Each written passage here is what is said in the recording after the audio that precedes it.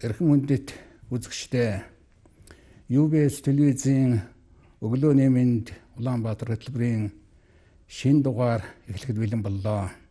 Өнөөдрийн манай нэвтрүүлэг бол Содлогдхон гэдэг нэртэй шинжлэх ухааны танин мэдхүйн чиглэлээр шинээр нэгдсэн булангийн нэг дугаар үргэлжилж байна. Шинжлэх ухааны академийн хэл зохиолын хүрээлэнгийн 100 жилийн ой зориулсан цуврал нэвтрүүлгийн энэ удаагийн дугаараар харьцуулсан хэл шинжил алтаа судлалын чиглэлээр бид нар ярилцах болно. Өөрөөр хэлбэл Монгол хэлний тухай бид нар өнөөдөр хууч хөрнө гэж ингэж бодож байна. За Монгол хэл бол Монгол үндэстэн Монгол туурхтны оюун сэтгэлгээний төдийгүй оршин байх үндсийн үндэс гэж ингэж хэлж болно. Монгол хэл бол хүн төрлөختний их хэлний цэцэрлэгт хинзэлсэн хаврын яргуу мэт хамгийн ариухан айл сав, оюун санааны тэнгэрийн тамга, газрын дарц гэж бодогдож байна. Монгол хэл бол алтай язгуурын хэлнүүдийн бахархал, бардамнал, өв соёлно гэж бас нэмж хэлмээр санагдаж байна. Тэгэхээр энэ гайхамшигт монгол хэлний манаанд хүндэт харуул шиг зогсож, судлаж, шинжилж ирсэн хэл зохиолын хүрээлэнгийн маань 100 жилийн бахархал сайхан энэ өдрүүдэд тохиож байна. Та бүхэнд хэл зохиолын хүрээлэнгийн 100 жил, судрагчийн хүрээлэнгийн 100 жил давхацсан энэ он баярын мэндийг ирсэн зочдод хүргье. За баярлалаа. Өнөөдрийн сэдвээр ярилцахаар хүрэлцэн ирсэн хүндэт зочдод та бүхэнд танилцуулъя. За миний зүүн талын дэргүү магнаад Шинжлэх ухааны академийн хэл зохиолын хүрээлэнгийн харьцуулсан хэл шинжилгээний салбарын эрдэм шинжилгээний тэргүүлэх ажилтан Монгол улсын шинжлэх ухааны гавьяат зүтгэлтэн академич Лувсан Доржийн болд академич хүрэлцэн ирсэн байна. За миний баруун талын дэргүү магнаад хэл зохиолын хүрээлэнгийн харьцуулсан хэл шинжилгээний салбарын эрхлэгч Монгол улсын соёлын гавьяат зүтгэлтэн хэл шинжилгээний ухааны доктор Очирбатын Самбуу Дорж эрхлэгч ирсэн байна. За ингээд мөн одоо хэл зохиолын хүрээлэнгийн харьцуулсан хэл шинжилгээний салбарын ажилтан хэл бичгийн ухааны доктор Даваажвын урт насан хэл зохиолын хүрээлэнгийн харьцуулсан хэл шинжилгээний эрдэм хэлний ажилтан хэл бичгийн ухааны доктор Инкотын мөнгө цэцэг нар хүрэлцэн ирсэн байна. Та бүхэнд бидний урилгыг хүлээн авч хүрэлцэн ирсэнд энэ талархалтай байгаагаа дахин илэрхийлье. Тэгээд манай нэвтрүүлэг угаасаа танин мэдгүй нэвтрүүлэг учраас энэ үзэгч түмэндээ ойлголт өгөхний үүднээс танин мэдгүй асуулт асуудаг. Тэгээд өнөөдрийн ярилцах сэдвүүтэй холбогдуулаад та бүхнийхээ дунд би нэг асуулт тавья. Ер нь одоо харьцуулсан хэл шинжилгээ гэж яг юу юм бэ? Алтай хэлний судлал гэдэг маань яг юу юм бэ гэдэг нь маш товчхон өөрөөр өнцгөөс тайлбарлаж өгнө гэж хүсье. За та бүхний өнөөдрийн амгалан гэрье Монгол улсын шинжлэх ухааны академийн хэл зохиолын хүрээлэнгийн харьцуулсан хэл шинжилгээний салбар Монгол хэлний хөгжлийн төвөх, төрөл болон төрөл бус хэлнүүдийн харьцуулсан судалгааг бол голлон хийдэг ийм салбар. Энэ салбарын одоо гол хийх ажил нь юу вэ гэх зэрэг ерөөсөө Монгол хэл бусад хэлнүүдээс юугаараа ялгаатай юм бэ, юугаараа нийтлэг юм бэ? Нөгөө талаар бол Монгол хэлний одоо эрт цагаас эдгээр хүртэл хэрхэн хөгжиж ирсэн бэ гэдэг түүхийг харьцуулан судалдаг ийм салбар баха юм аа. Тухайд бол Монгол нутагт байгаа олон газар усны нэрийн утга учир Монгол хэлний үгийн утга гэх мэт ийм олон ойлголтыг бол харьцуулан судалдаг ийм салбар баха. Нэг жишээ хэлье. Жишээлбэл Монгол хэлний одоо гуйлар гэдэг үгийг зарим аялгаунд бол гурал гэж хэлж байна тийм ээ. Тэгэхээр яагаад энэ хоёрыг ийм хоёр өөр байдлаар дууддаг юм бэ гэдгийг бол түүний учир шалтгааныг ойлгож болно. Энэ бол монгол хэлнүүдийн харьцуулсан судалгаа гэж ойлгож болно. Нөгөө нэг талаар бол монгол хэл бусад хэлнүүдтэй. Тэр алтай язгуурын хэл гэдэгтэй ямар холбоотой хэл юм бэ? Энэ хэлнээс бол хизээ одоо монгол хэл салбарлан бие дааж хөгжсөн байж болох вэ? Монгол хэл алтай хэлнэд ямар байр суурь эзэлдэг юм бэ гэдгийг бол харьцуулан судалдаг ийм салбар ухаан. Бас нэг жишээг бол би үзэгч олондоо сонирхолтой гэж бодож байна. Тухайлбал монгол хэлний хярамг гэдэг үг бол алтай бусад хэлнэд одоо хумс гэдэг үгтэй ямар холбоотой юм бэ? Хэрвээ гарал нэгтэй юм бол энэ хоёр үгийн аль нь эртний хэлбэр юм бэ гэдгийг бол тодруулдаг.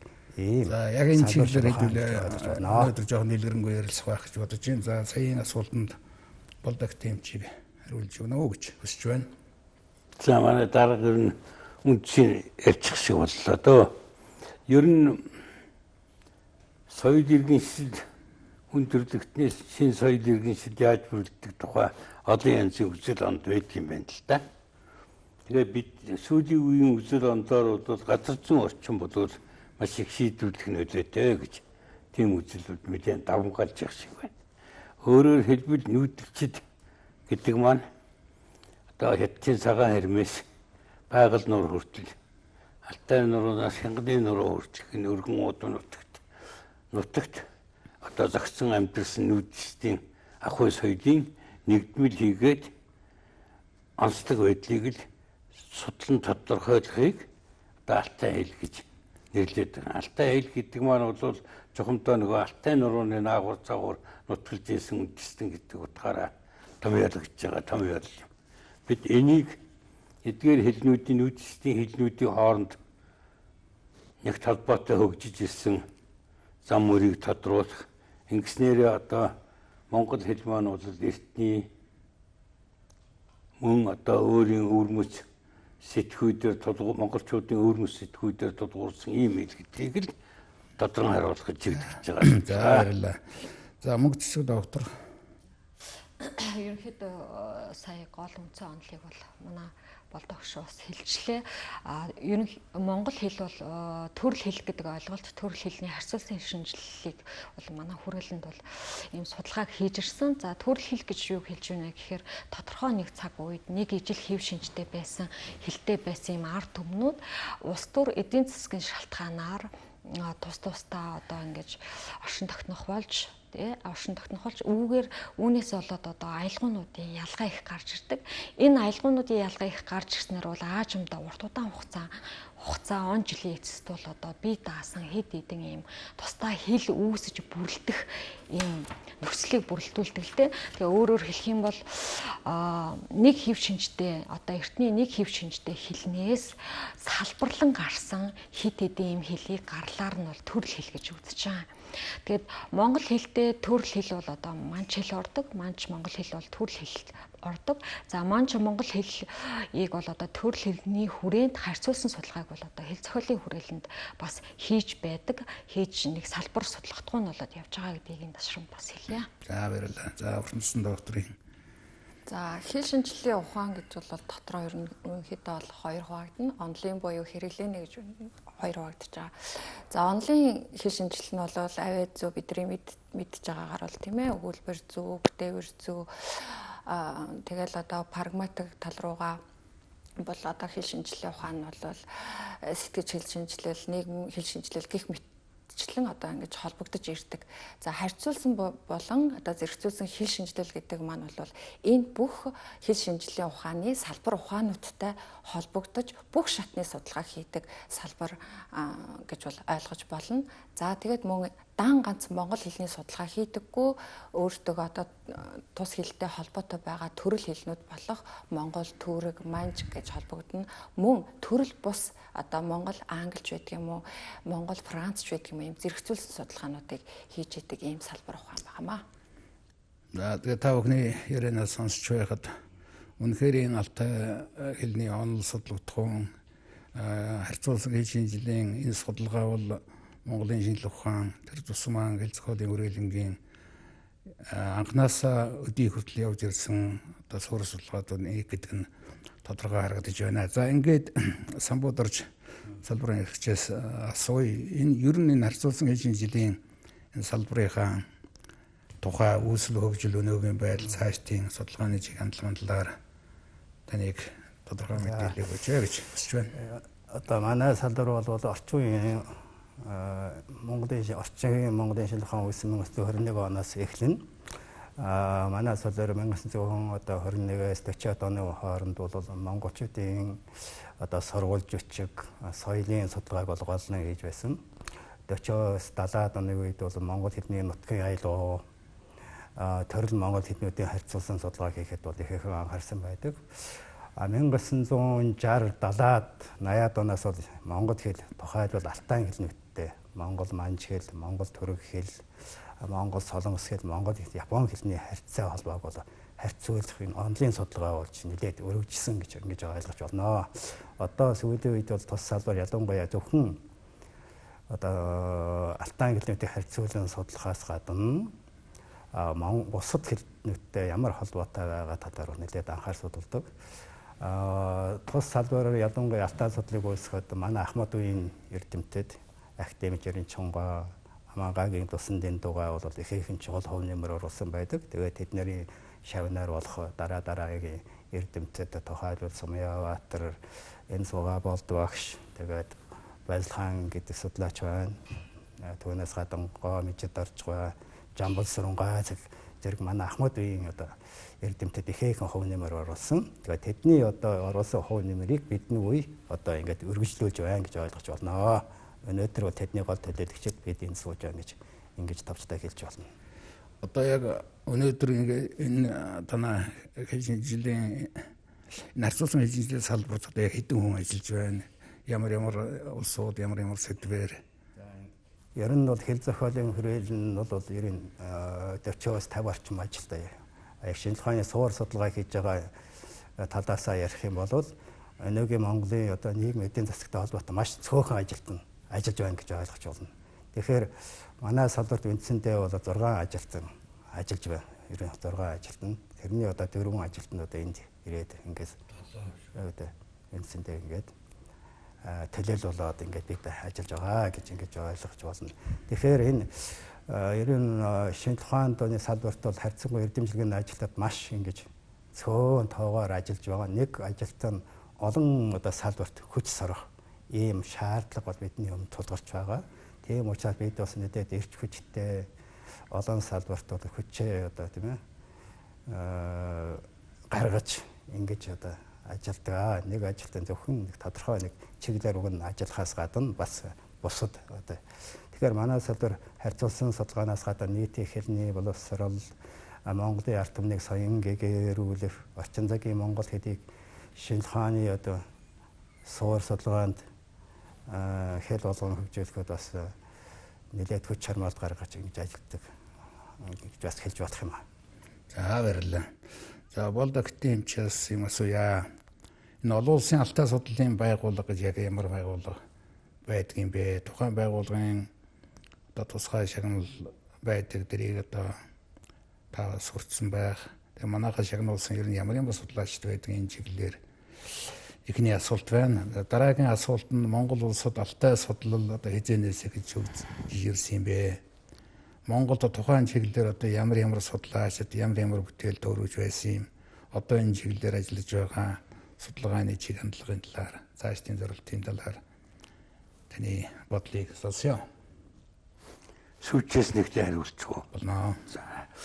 Тэгэхээр сүүлчийнх нь одоо хэзээ яаж үүсв гэж асууж шүү дээ, тийм ээ. Тэгэхээр судалгаагийн хөрөөлөн байгуулагч үеэс үүссэн гэж хэлж байна. Яагаад гэвэл тэр үед та бидний одоо сайн танил Бямбын Чонгоо Монгол нутагт байгаа хамнагдын хэл аядлыг судалсан шинжилгээний ангаар 20 оны үед бол Сэлэнг хинтийн нутгаар явсан материал бүрдүүлсэн. Үүнийхээ үндсэн дээр 60 хэд онд Монголын хамнаган аялал гэсэн ном бичсэн. Тэр үеэс эхэлж тоодох хэрэгтэй гэж одоо санаж байна. За яг хөө Монголд алтай судлал хөгжих одоо үндсэн суурь шинжлэх ухаан болсон үеийг бол 1950-ад оноос таалах шүү дээ. Яагаад гэвэл Амгагийн Лусан Дэнтүү гэдэг хүн Ленинградын их сургуулийн турк хэлний ангийг төгсөж ирээд тэгээд тэр хүн бол бас одоо тэр үеийн нөхцөл байдлаас болоод юуны төрөө Монгол хэлний нутгийн аялал мөн одоо тэр үед одоо бас эртний турк хүчээс Монгол хэлийг одоо хэлний үгсийг аймаглах гэсэн онлын тэр алтай судлалын гол хэрэгтүүн дээр бас тулгуурсан байдаг учраас би ингэж хэлж байгаа юм аа. Хоёрдугаарт одоо бидний үеэс 70-аад онд одоо та бидний үеэс гэх юм уу та. үеэс болоод тусан дэд активчуд бол одоо хос мэрэгжилтэй залууийг бэлтнэ гэж. Одоо шийдэх юм бол намайг Төрх Монголч гэдэг юм уу? Манай Мижидорч гоог Солонгос юу? Манж Монголч гэдэг юм уу?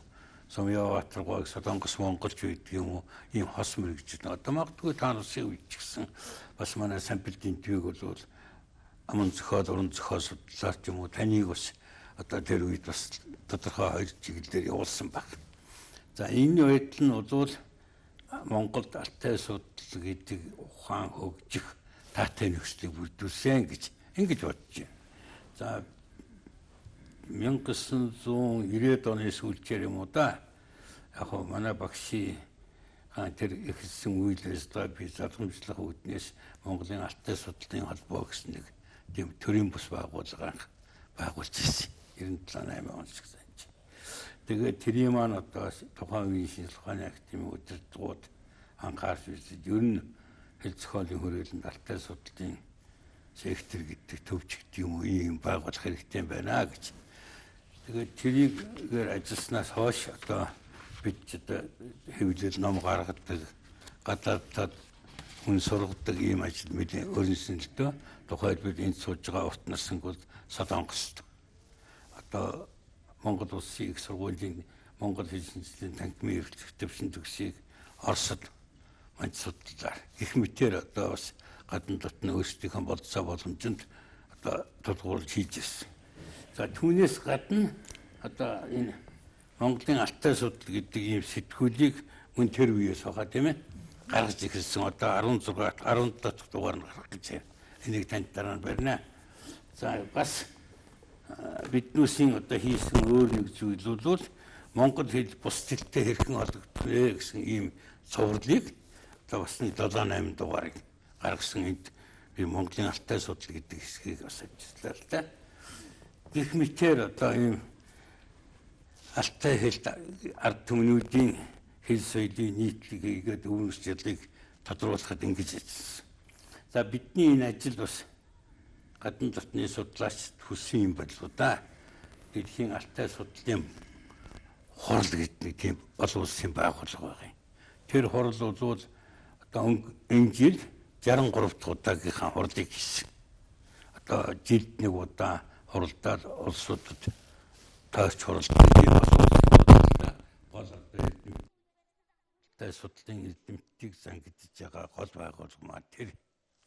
Гэхдээ энэ байгууллагыг ингэж онцлон тэмдэглэхэд зайлшгүй нэг зүйлийг бол тэмдэглэх ёстой.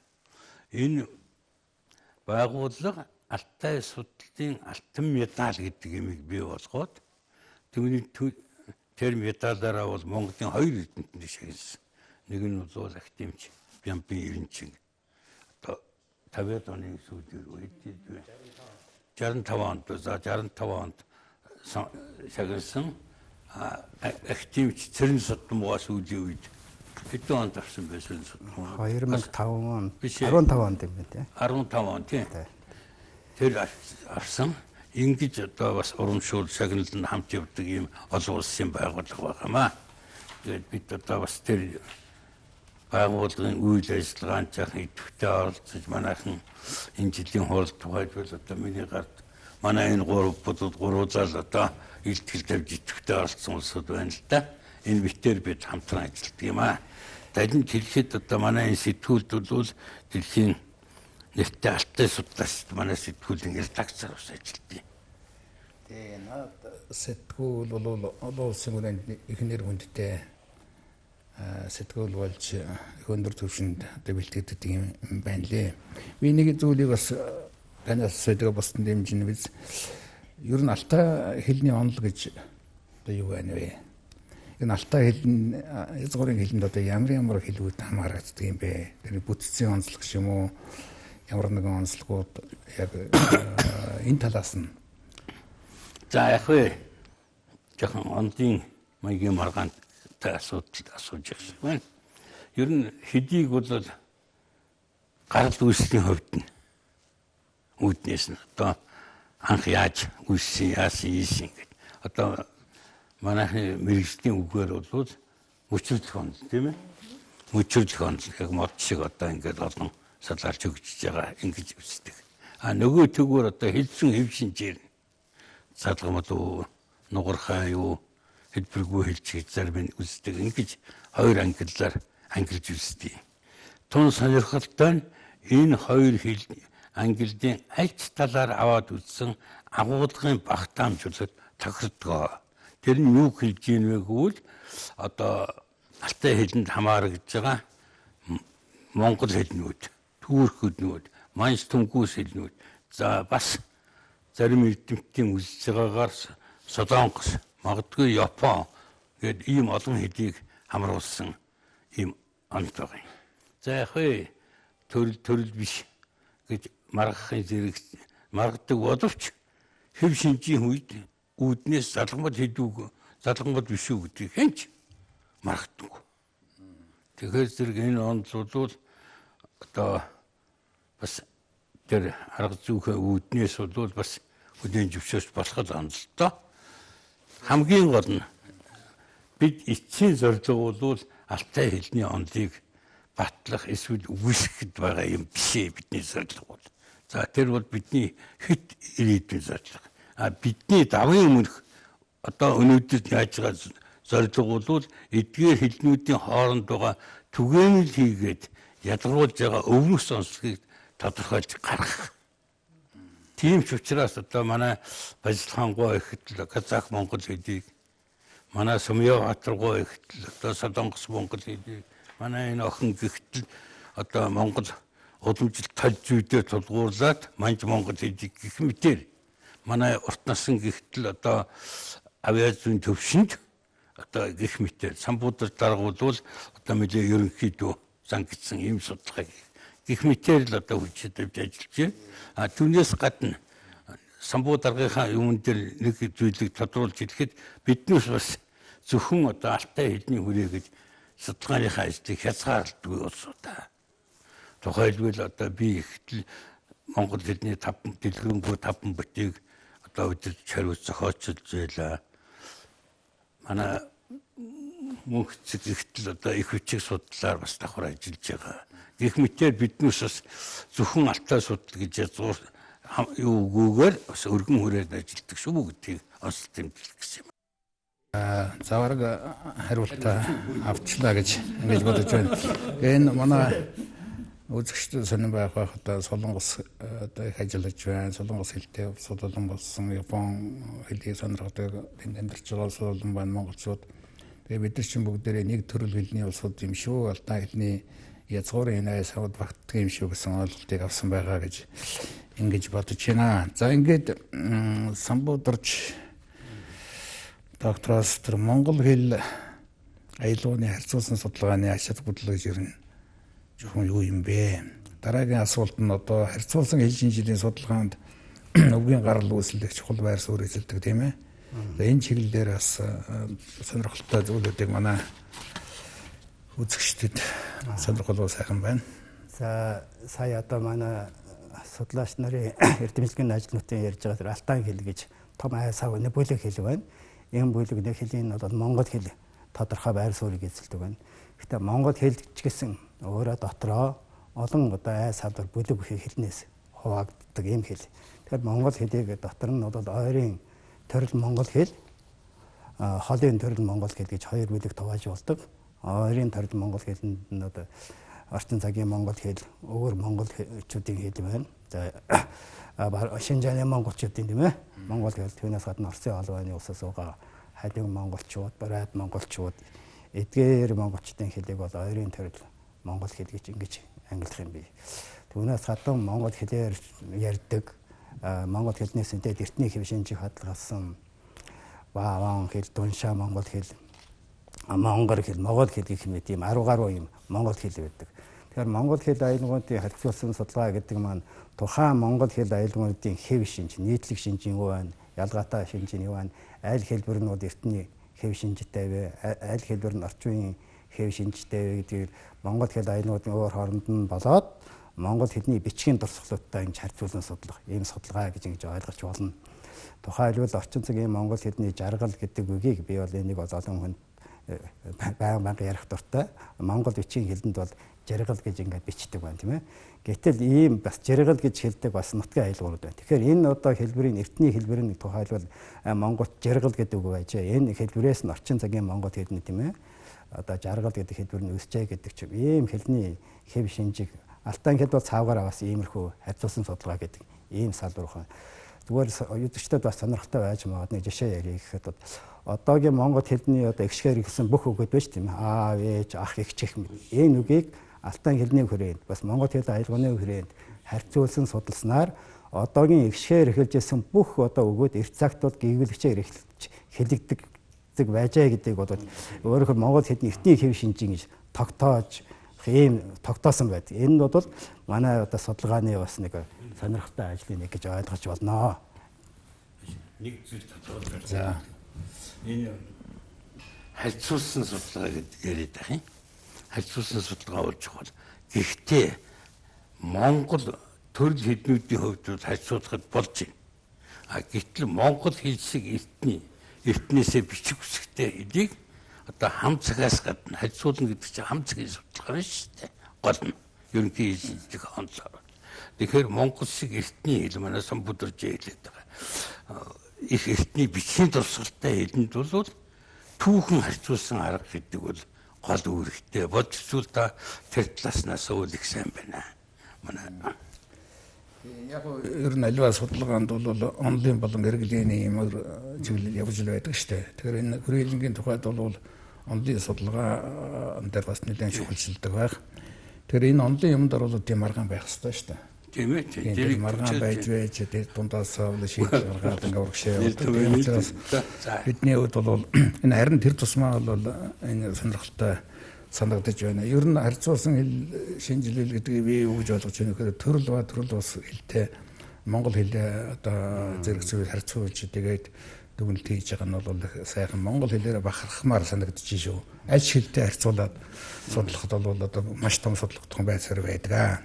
За ингээд дараагийн асуултыг уртнасан доктороос асууя. Тэр яг сайн яриад үргэлжлүүлээд монгол солонгос хэлний судалгааны талаар сонирхож байна. За солонгос хэлний тухайд бол ер нь их сонирхолтой. Одоо алтаа судлал буюу харьцуулсан хэл шинжилгээл одоо монгол хэл, турк хэл, манч хэлийг ингээд хамааруулж судалдаг байсан бол Армстед Попегд зэрэг эрдэмтдээс ахуулаад энэ алтаа хэлгийн бүлэгт Япон буюу одоо солонгос хэллийг бол оруулж болох юм а гэсэн тийм таамаг судалгаанууд гарч эхэлсэн. Энэ үеэс солонгос эрдэмтэд манай хэл одоо энэ алтаа бүлгийн хэлд орж байгаа юм бол юугаараа одоо холбогдож байна гэдэг судалгаануудыг хийж эхэлсэн байна. Түүнийг дагаад мөн манай Монгол улсад ч гэсэн Шавдар Сүрэн багш Сумьяабаатар багшаас ахуулаад Монгол солонгос хэлний харилцааг бол судалж эхэлсэн. Гэхдээ энэ дээр харьцуулсан судалгаа зохимжтой юм уу, зэрэгцүүлсэн судалгаа зохимжтой юм уу гэхэд маш хэлэхэд хэцүү. За энэ болохоор нөгөө судлаачдын хамгийн гол одоо сонирхлын төвд байгаа. Солонгос эрдэмтэд өөрийнхөө хэлийг алтан бүлгийн хэл юм а гэдгийг яг онлынхын төвшөнд баталж чадаагүй одоо хүртэл. Гэтэл бидний хувьд болохоор тэдний батлаагүй зүйлийг бид нэр баталж болно. Тэр талаас нь судалгаа хийхин зэрэгцээ. За хэрвээ энэ хоёр хэл тийм харьцуулах төвшөнд төрөл биш хэл байж болох учраас гэд зэрэгцүүлсэн судалгаа бас хийж байгаа. Би хувь судлаачийн хувьд бол энэ хоёр хэлийг зэрэгцүүл судалж байгаа. За энэ зэрэгцүүл судалж байгаа нь яаж байгаа юм гэхээр нөгөө түрүүн багшийн хэлдгийн адилаар энэ хэл нь хам цагийн судалгаа хийх юм уу, цуваа цагийн судалгааг хийх юм уу гэдэг би сонгож байгаа гэсэн үг. За ингээд сонгоод судлахлаар би эхлээд тэр хоёр хэлний нийтлэг талыг эхлээд олчихно. Дараа нь ялгаатай талыг олчихно. За энэ нь болохоор бидний нийгэмд хэрэгтэй судалгаа гарч ийнэ гэж үзэх тэр үндэс нь гарч ирнэ. Яагаад тэгэхээр одоо та бас түрүүн хэллээ энэ арчилсан нийгэм үүсээд 90 орноос хойш одоо өмнө солонгостой харилцаа сайжраа солонгос хэлийг сонирхдаг хүмүүс болчлоо гэх. Бид нар суурь судалгаа хийж байгаа бидний судалгааныг тэр хүмүүс авч ашиглана гэсэн үг. Солонгос хэлийг судалж байгаа хүмүүс яах нь вэ гэхээр бидний хэлийг хараад манай хоёр хэлэнд ийм нийтлэг тал байна гэх тэрийг амархан сур. За ялгаатай тал нь тэгэхээр юун дээр ялгаатай юм би энэ дээр юун дээр нь анхаар сурах вэ гэдээ одоо ингээд сургалтанд ороод явчихж байгаа. За тэр хэлийг зааж байгаа багш бидний бас тэр суурь судалгаа хэрэглэнэ. Энэ суурь судалгаагаар энэ хоёр хэл нь энэгээрээ өөр юм чинь би үнийг заахта ингэж хүргье гэх мэтчлэн. За ингээд суурь судалгаа хийж байгаа эрдэмтэн судлаачдын судлагдхууны ач холбогдол үүн дээр гарч ирж байгаа. Тий.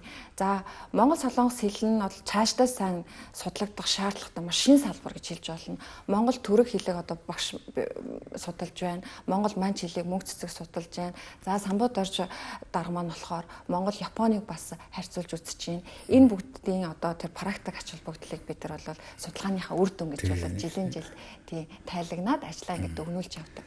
За наач одоо их сонирхолтой сайхан мэдээлэл байна. Ер нь бол хамтын ажиллагаа юу гэдгийг орд нэгтрэх юм бол одоо энэ их хэлний харьцуулсан судалгаа чухал үүрэгтэй юм байна да. За энэ чиглэлээр мөнгө цэцэг докторын бас саналыг асуумаар байна. Төрөл хэлний судалгаанд манж монгол хэлний харьцуулсан судалгаа одоо хэрхэн хамрагддаг юм талын судалгааг яг нэг миний харуул нэг 4 ангилж үзмэр санагч байгаа. За 21 он судрагчгийн хүрээлэн анх байгуулахад яг ингээд гэрийн аргаар тийм ээ манчлалыг сурж исэн тийм судлаачид энэ манчлал дээр судалгаа хийжсэн байна.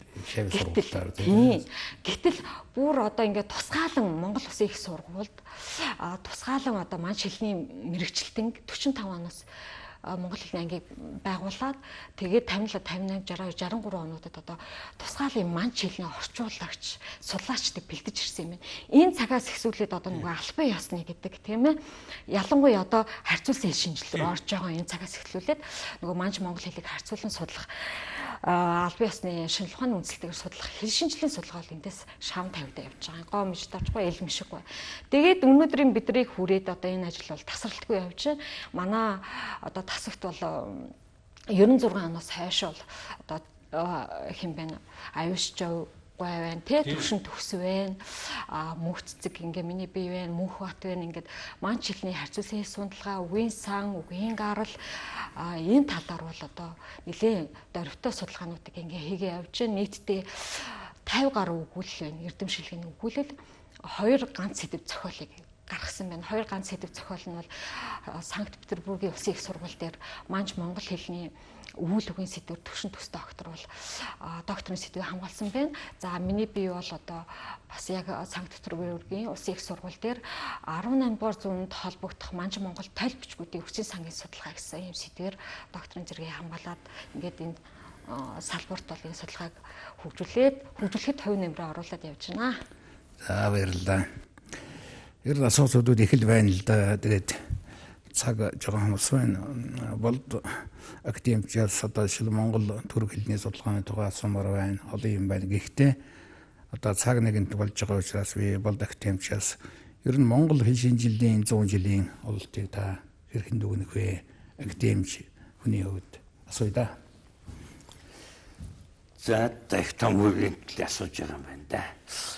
Ер нь яг энэ түүхээ эргэж харж мэдэх явдал бол одоо орчин үеэ мэдэх, орчин үеэ мэдэх явдал бол ирээдүгөө мэдэх гэдэг ийм нэг зарчим байна шүү дээ. Тэр үүднээсээ болоод би бас Монгол хэл шинжилгээний түүхийг жаахан сонирхдаг юм аа. Тэгэхээр зэрэг таны асуулттай холбогдвол би 3 гол зүйл хэлмээр байна. За магадгүй манай нөхөд нэмж өгнө. Нэгдүгээрт бид энэ 100 жилд бол хүн амыг бүгдийг бичиг үсгэж болгосон. Манай 40 хэд оноос мэдээчтэй 60 70 он гэхэд чинь олон улс хөдийн жившигч ялаа шүү дээ. ЮНЕСКО бүх ард түмний сургууль хүмүүжүүлсэн. Сүүлийн үед харин манайхан баг ирээд байна. Манай жишгээр нүүб 2002-оос 2012 оны хооронд бүх дэлхийн ард түмэн Монголын жишгээр бичиг үсгэтэн болно гэдэг ийм уриалгасан авч хэлжсэн шүү. Манай ерөнхийлөгч Багвад санаач тогтоолыг оруулж ирсэн. За нэгдүгээр онцлог нь энэ байна. За хоёрдугаар гол онцлог нь бол манай хэд бичгийн эрдэмтэд 1959 он баха 58 он Монгол хэд бичгийн анх дугаар хордлыг гэдэг юмыг зохион байгуулсан бид. Тэр үед одоо зохиолын үргэлжлэнгийн захирлаар Эренцэн багш эрдэмтэн нарийн бичгийн даргаар нь миний багш тусан дэнд ажиллаад ингээд тэнд бол Монгол хэд бичгийн эрдэмтдийн анх дугаар их хурал гэж нэгтэй шүү. За тэр хурал өнөөдөр хүрч өргөжсөн Монголын судалд. За зөвхөн хэл бичиг биш түүх одоо бүх л одоо Монгол судлалын бүхэл салбарыг багтаасан ийм хорд болж өргөжсөн. Энэний шавыг тавьсан нь бол манай хэл бичгийн эрдэмтдийн нэг гавьяа гэж ингэж байна. За дараагийн дугаарт үнэлэх нэг зүйл бол за манай нөхдүүд нэмж чимээд хэлээрэй. Бид уламжилт хэл шинжилгээний аргаар өөрөөр хэлбэл энтэг төвдийн хэл шинжилгээний аргаар Монгол хэлийг 30-аад он хүртэл судалж байлаа шүү дээ. Сургалтанд хэрэгжилж онгодын жамин мөнгөс ихсүүлээд олон. Гэтэл бид Ром Европын хэл шинжилгээний аргыг бол 1930-аад оны ихээр тэр Исторж гэдэг хүн байгаа шүү. Тэр хүн дараа нь манай Зусан Онтон багш тэр бол өргөжүүлж хөгжүүлсэн. За 70-аад оны ихээр бол мөн Зусан Онтон багшийн тэргүүлж оролцсон оролцоотойгоор бид бүтцийн шинжилгээний аргыг өгжүүлсэн. Үүний дүнд яасан бэ гэхээр Монгол хэл шинжил бол тогтолцоотой олон салбар ухаан жиг төгссөн ийм салбар ухаан болсон. За би үүсгэн ийм 3 юмыг олслоо манай нөхөд нэмэх болтугай. За салбарын хэрэглэгч болдогшин тавчгаа. Асуулны хоёр зүйлийг нэг ерөөсөө хэл зохиолын хөрөөл өнгөрсөн 100 жилийн хугацаанд бас Монголын ард түмнийг бол соён гэрүүлэхэд асар их анхаарсан гэж ойлгох хэрэгтэй. Хоёрдугаарт бол орчин үеийн бүх шинжлэх ухааны салбар ойлголтыг тэмдэглэх тийм Монгол хэлийг бий болгох хөгжүүлэлт бол асар их үнэмэр оруулсан. Энийн гол ач холбогдолыг бол орчин үеийн Монгол улсыг байгуулах, хөгжингөө Монгол улсыг байгуулах, Монголын ард түмнийг орчин үеийн шинжлэх ухаанч иргэд болгож хүмүүжүүлэхэд Монгол хэлийг шинжлэх ухааны хэл болгосон. Тэгж ойлгуулъя зүгээр хаа гэж бодчих. За та ярт нэмжүүлэх юм байна уу? Манай хүрээлэн чинь одоо нэг харьцангуй олон судлаачдад бол бас орохгүй хүн амтайгаа харьцуулах юм бол за мөн хэл шинжилгээний ухаан өндөр хөгжиж байгаа улс оронтой харьцуулах юм бол нэг судлаач ганц төрлийн судалгаа хийдэггүй.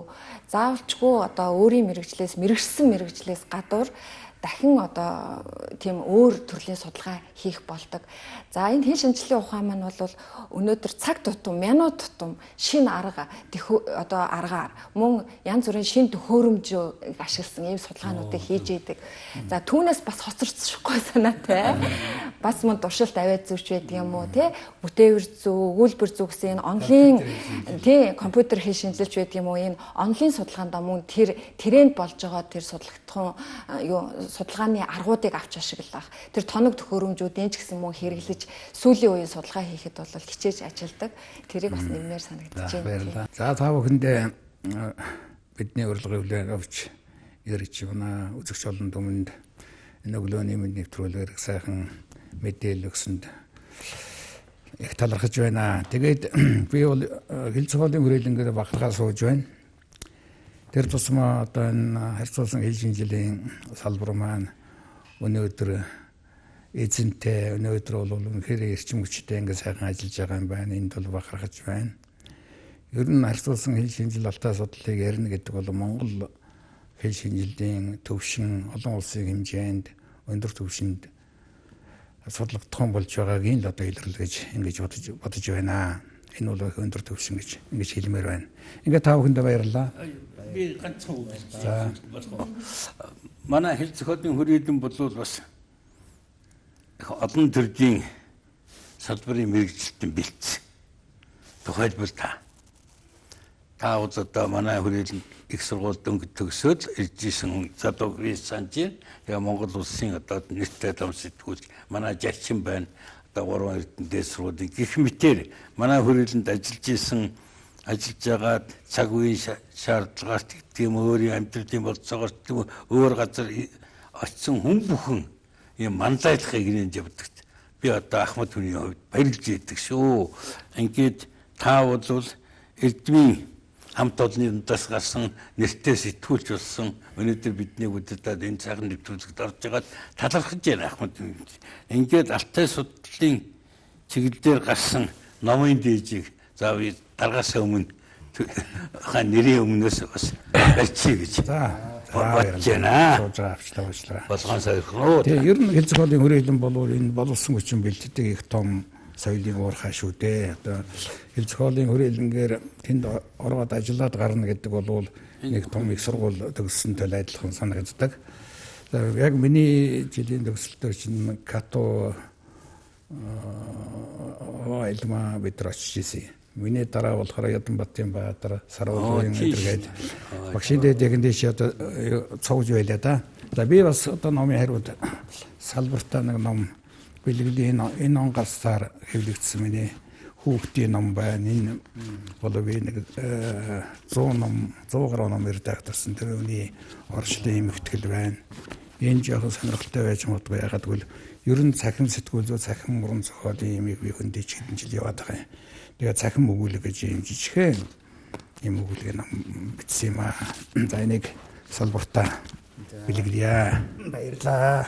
Эрхэм хүндэт үзэгчдээ өглөө нэвтрүүлэг үргэлжилж байна. Өглөө нэвтрүүлгийн нэгэн шин дугаар судалгатууны энэ удаагийн дугаар энд хүрээд өндөрлөж байна. Дараагийн бямбарг хүртэл баяртай.